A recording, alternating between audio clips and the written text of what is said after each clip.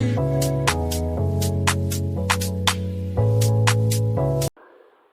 वालेकुम, welcome back to my channel. कैसे हैं आप सब? उम्मीद करती हूँ आप सब ठीक होंगे और अल्लाह के फजल करम से मैं भी बिल्कुल हूँ ठीक ठाक। तो जनाब जी, आज का व्लॉग हमारा स्टार्ट हो रहा है संडे नाइट से। हम लोग संडे नाइट को ग्रॉसरी के लिए निकले हुए थे। ग्रॉसरी करने के बाद बच्चों की फरमाइश पे शवारमे लेने के लिए रुक गए।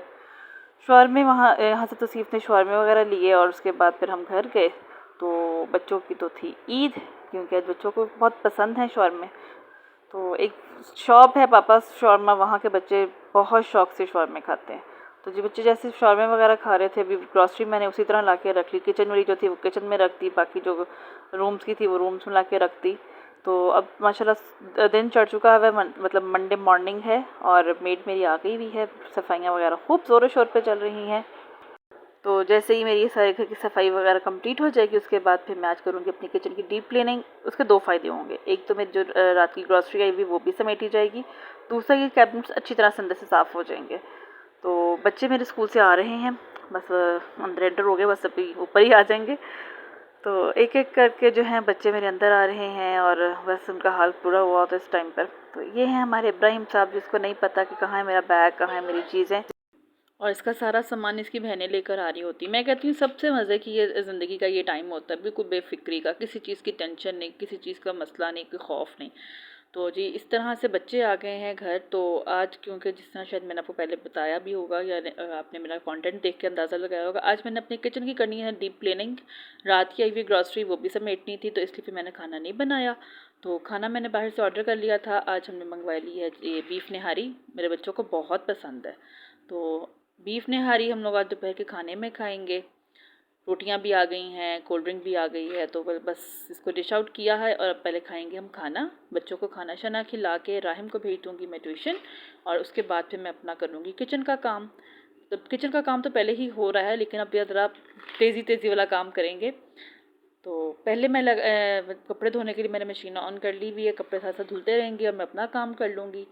मशीन मैं तकरीबन डेली ही लगाती हूँ, जो डेली के कपड़े होते हैं डेली ही वॉश हो जाते हैं, तो साथ समेटने भी आसान होते हैं। तो जी यहाँ पे मैंने मशीन ऑन कर दी है, कपड़े सरफ़ वगैरह डाल दिया, और अब आप देख सकते हैं उसने खुद ही वाटर लेवल लिया है, खुद ही उसने अपना टाइमिंग सेट किया है। तो इसमें और कुछ भी नहीं मुझे करना पड़ता, सिंपल मैं इसको पावर करती हूँ और उसको स्टार्ट कर देती हूँ। तो इसके अलावा मुझे इसमें और कुछ भी सेटिंग नहीं करनी पड़ती है।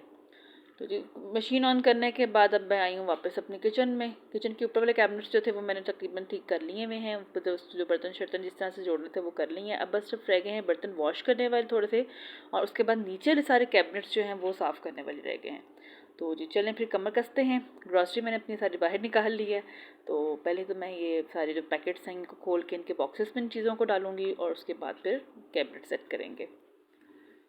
तो मैं तो कहती हूँ सारा दिन बंदा कामों में लगा रहे, काम नहीं ख़त्म होते दिन ख़त्म हो जाता है। और ये मेरे बच्चों ने पकड़ के, बल्कि सिर्फ मेरे इब्राहिम ने पकड़ के मेरे सारी कैबिन का हाल बुरा किया हुआ था।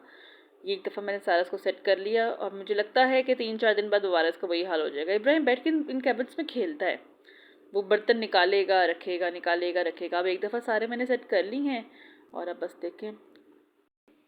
तो जी आज जो चूल्हा है वो मैं स्टॉनिश के साथ नहीं साफ़ करूँगी, क्योंकि इतना ज़्यादा गंदा नहीं था।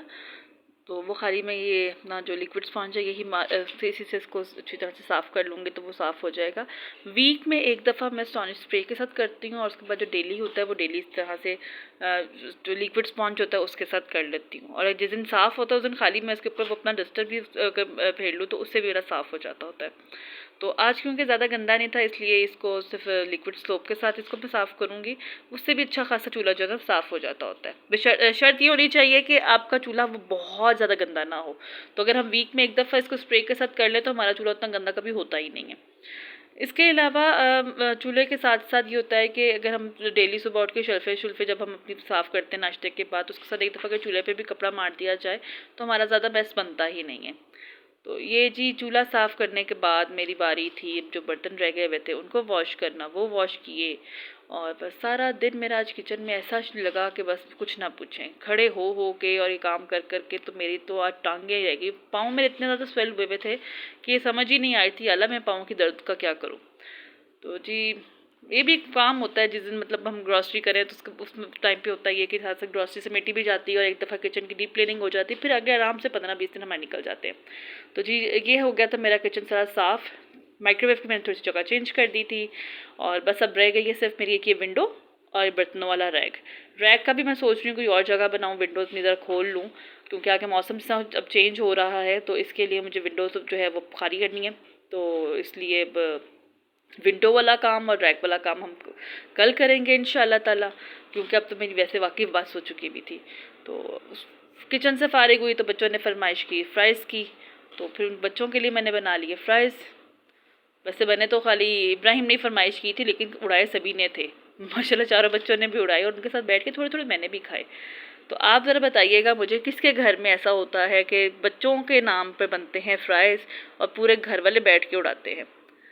तो ये इधर हमारी तरफ तो जब भी फ़्राइज़ बनने हो तो कहते ही हैं कि मम्मा एक दो आलूओं के फ़्राइज़ बना दें, और वो फिर माशाल्लाह ठीक ठाक मतलब पूरा बाटा भर के वो फ़्राइज़ बनते हैं और फिर सब बैठ के उसको उड़ाते हैं।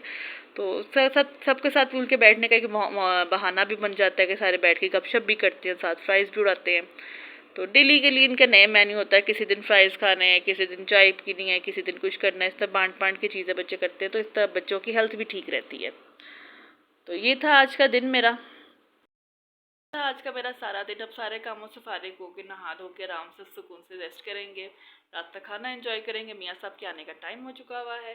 तो इंशाल्लाह ताला कल मिलेंगे एक नए व्लॉग के साथ, एक नई एक्टिविटी के साथ। तब तक के लिए दुआ में याद रखिएगा। अल्लाह हाफिज़।